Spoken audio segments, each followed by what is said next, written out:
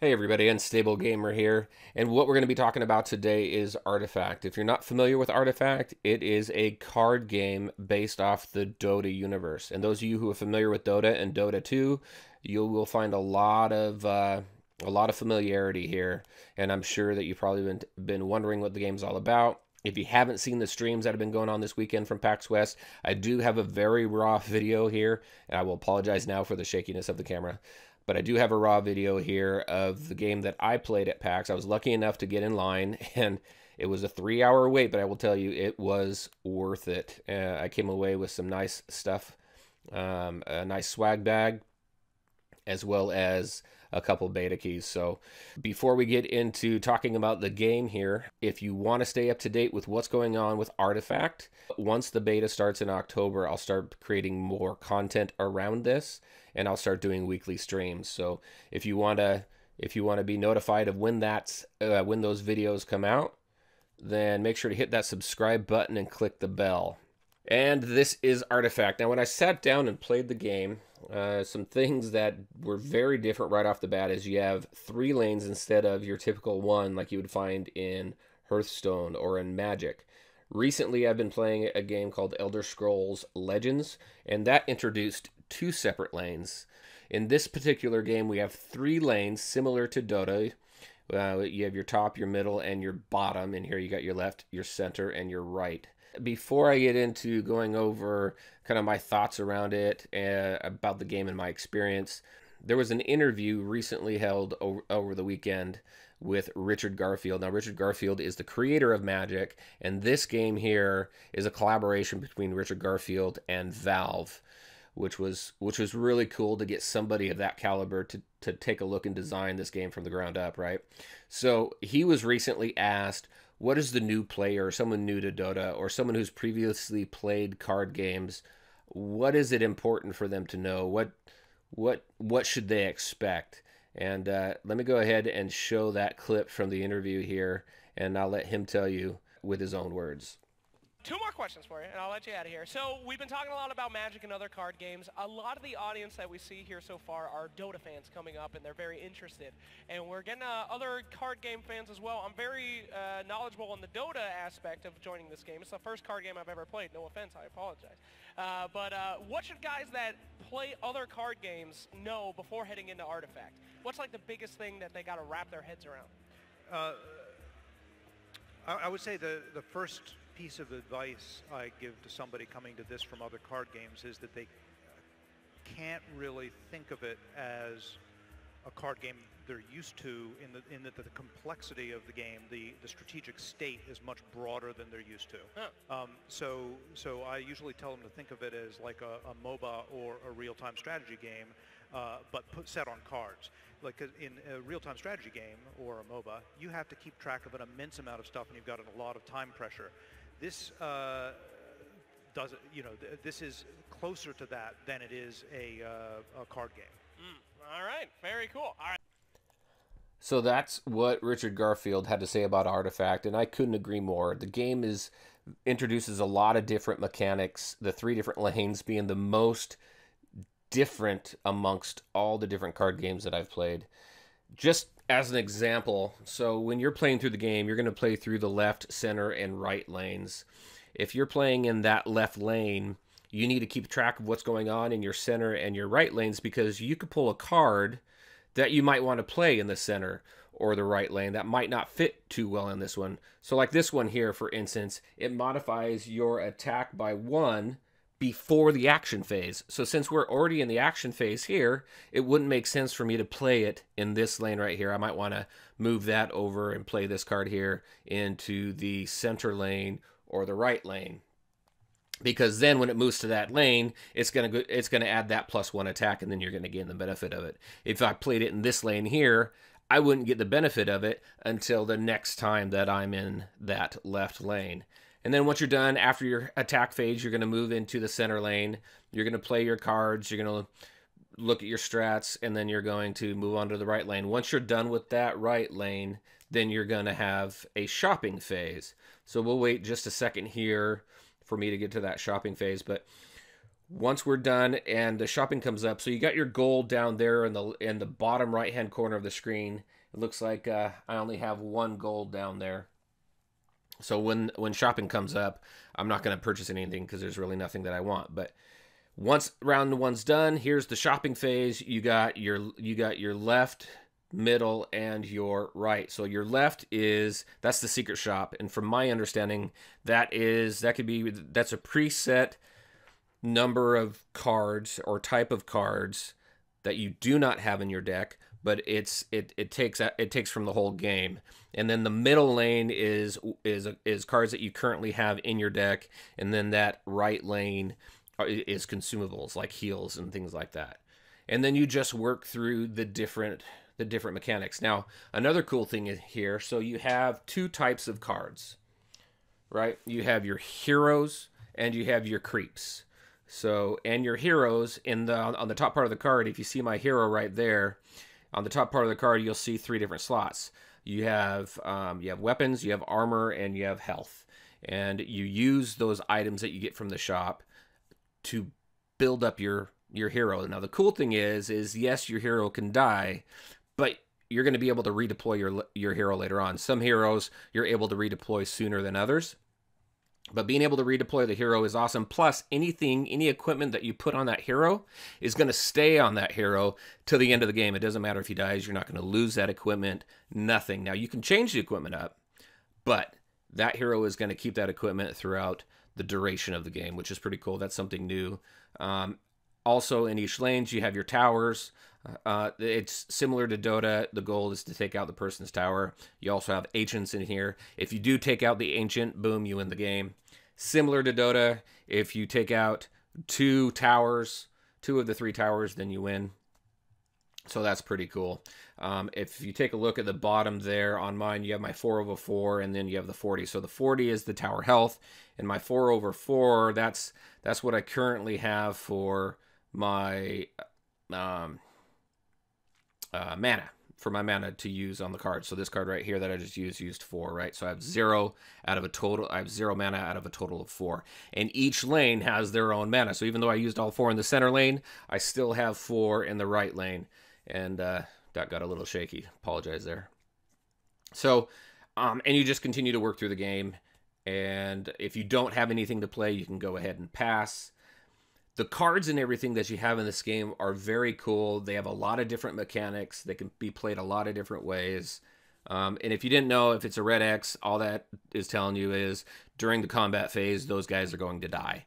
And you have the pointers on the cards. On the top part of the card is sometimes you'll see a pointer go off to the left or go off to the right. That just indicates the direction in which they're going to be attacking. So here I'm in the shop again. That I think that's leather armor there. Can't see it too well. I apologize. When October comes and I'm able to get some better quality video out there, I'll definitely be doing that. We'll go over cards, we'll go over strats, we'll go over all sorts of stuff. We'll do streams. Be a lot of fun. I'm really looking forward to it. I'm really bummed that I have to wait till October. I'm sure everybody else is bummed because they have to wait till November 28th until the game comes out. But I have to say it's gonna be worth the wait because I really did have a lot of fun here. Now, when I got here, when you were able to play the game, the first game you played against the AI. The second game you played was against a real person, and I didn't make it past the second game, but you were able to continue to play until you lost. If you won 4, I believe it was, if you won 4 in a row against a real person, then you go to the main part of the stage and you play against the champions there. Slacks was one of the ones there. One of the developers were there. There were a couple personalities there as well. So it was really cool, and it was a fun experience.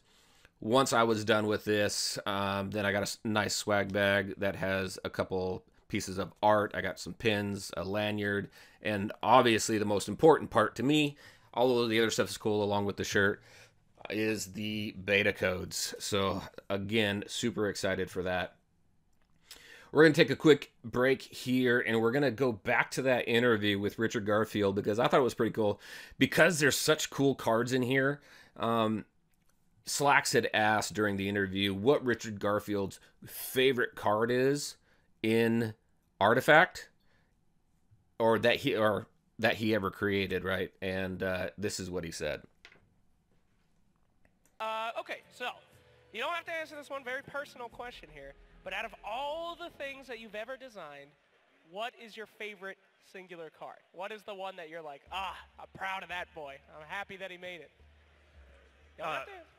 Well, I will answer that for Magic, and I will answer that for Artifact. Okay, hit me. So with Magic, my favorite card, because I think this illustrates where my brain is Scheherazade. Scheherazade is, of course, the storyteller from the Arabian Nights, who is extending her life by telling a story, and she is motivated to keep the story going. So she adds stories within stories is one of her famous things.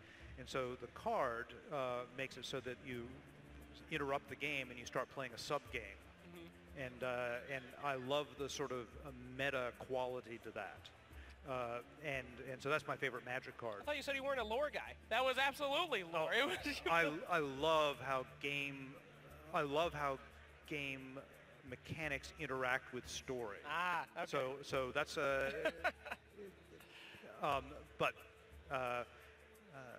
so then in Artifact, my favorite card to date is Enough Magic. And you can't just meme these people out here and do Enough Magic is not. So- All right, you don't have to explain it all. We can keep that one. Okay. So that was funny. Enough Magic. I did do some looking around the internet, and I did find Enough Magic. What that does is it moves you into the combat phase. So moves you right past the action phase and into that combat phase. So that was a pretty interesting choice for Mr. Garfield there. So if you want to see the full interview, there is a full video of it up on Reddit, and as long as it's available, I'll go ahead and put that link in the description below. So for the rest of the video, I'm just going to go ahead and let you watch the rest of the match. And if you have any questions about the game or about my experience there that I can answer, I will do my best to answer any and all questions that you guys have. Just put it in the comment section below. And then again, I just want to thank everybody for stopping by, taking a look at the video. If it was interesting, if it was informative, if you liked it, make sure to hit that like button, and we'll talk to you next time. Well, Red Small is one of those items that are pretty fantastic if you get them right. Yes. Because as long as his hero is alive, it doesn't matter if it's blocked, he's always going to be hitting 5 to the tower. These 5 damage come from the siege damage that Red Small provides. So I think it's especially good on red heroes. It's just like, hey, you put a hero in front of me, yeah, your hero's dying. You put a green in front of me, you're still taking 5. So it's just like almost a win-win situation here for our Artifact champion, Sir Action Slacks. You think he ever was a champion of anything before that? That's a lot of chance for low blows, but I'll save it for later. He's a champion of beats. That's true. That's what he is. And yeah, again, not much to do. There's a Frostbite and a Battlefield Confusion. We really want to save those Frostbites for like important turns later. It seems like this is a card like, oh, I could play here and still 8 damage from my tower. Yeah, but if you save that, that could save a hero. Or that could save from a time of triumph, like 24 monster Racing Last or something. So holding on to that card, I think that's the right thing. Also, it just deals 2 damage. If there's a creep that's blocking an important target, you can just kill it too. Yes. So it's not exactly the strongest spell, but very versatile. And this is that key turn that you mentioned for this deck. Yep. Use a couple of heroes in the first turn. Boom, they're all coming back. And let's see where it's going to get the play out. Oh, it's kind of thinking about it. Kind of thinking. And I think it's correct because hero deployment is, in my opinion, the hardest part of the game. I agree. And it's the most important part for this deck in particular. Yes. You mess that hero deployment up, that's that one mistake with this deck. Yeah. And you just lose. So, yeah, it's fantastic sometimes looking back into these decks and into these games and you're like, oh man, like you look at the last turn, right? Like you get this kind of vision like, oh, if I had this script like attacking this way or like not blocking that way, I would have won. Yeah, the reality is there's so many of these micro decisions throughout the game that get you to that spot. Yep. That it's really hard. Look at like how wide this lane is right now. And the fact that this lane is so wide, that means it's all I can. is being unblocked, and it's putting 16 damage already into 22 damage tower. Now, of course, Slacks has some things that he can do, like putting the Redman's villager or using the orders to block. But still, forcing him to use resources not to lose his tower. That's the pressure of the aggro deck. And so far, it's going well. And you're almost at a point where you're like, okay, I'm taking 16 here. I can play like Conflagration to kind of like kill creeps eventually. Yeah. But do you want to commit more resource to a tower that's likely going to go dead? Right, and that's the thing. And it goes the other way as well, where you can, let's say you let these 16 damage go through, and like the tower is left that's, wow, now it's actually, now it's dead. Now the tower is dead, yeah. And then here's the double mind game. If you don't deal with the creeps now, this deck could just push for 80. Yeah, absolutely. It's such a mind game situation. Disciple of Nevermore, these cards that can come out later and just like push, go from pushing 20 to pushing 40 pretty easily. So there we go. Slacks keeping his streak intact of like not winning games. But he does get the conflagration here, which will put the Zeus under the threshold of 4 damage, sorry, 5 damage. That will be enough for it to be destroyed. However, again, a trade-off. You're taking the hero, which no longer you are. You're also not doing damage to your tower. However, as you said before, turn 6, turn 7 is where this deck was being accepted. Yeah, and I guess the one thing about this blue-black aggressive deck is that you might not get it to a turn 6 and turn 7, because you could just die. Like, I'm still looking at that first lane, is like, if Anthony draws the right number of cards, which is Assault Ladder, yep, or Disciple Nevermore, you could just win right there. Yeah, right there. Yeah. So again, like, see, this is what we're talking about. Like, yeah, Rizobak is fantastic, and he will get another +2 armor. Wouldn't you rather get him in the tower? I think Slacks would, although Slacks is a interesting man. He just want to see like 18 armor on his hero, so you know, we'll see. Yep. If you're going for the beams, that's the way to go. And in the meantime, so I gotta pick your brain here a little bit. Yeah. You got Ugolani Vandal, right? You could save your hero, and I think a lot of players would be very tempted. Yes. Do you save your hero, or do you save it for the first lane to push? Well, I'm looking at this, and I'm like, well, I have a hero coming back next lane, so I can put something here. And I also have another hero coming back the turn after that, so I wouldn't play the Ugolani Vandal. Okay, so he does anyways. The Necrophos will live to fight another day. Yep. And that's it. And you put 4 damage, like, you spend 4 mana into putting 4 damage into the tower. So, if you're going to go for this tower and you're going to switch into going super into aggressive mode here, it might make sense. But with that Redman's villager, that's going to be really hard. Yes. You can't. Unless you draw a conflagration to clear those up, it's going to be very hard for you to actually start pressuring this tower. Ooh, very lucky creep spawn here from Surrection Slide. To the left, I guess, again, hard to argue whether that's lucky or unlucky. Yeah, I'm confused. I'm not sure if I would call it lucky. Sure. It is preventing some damage, but at the same time, the nation is exposed here, so you're not going to get much going on.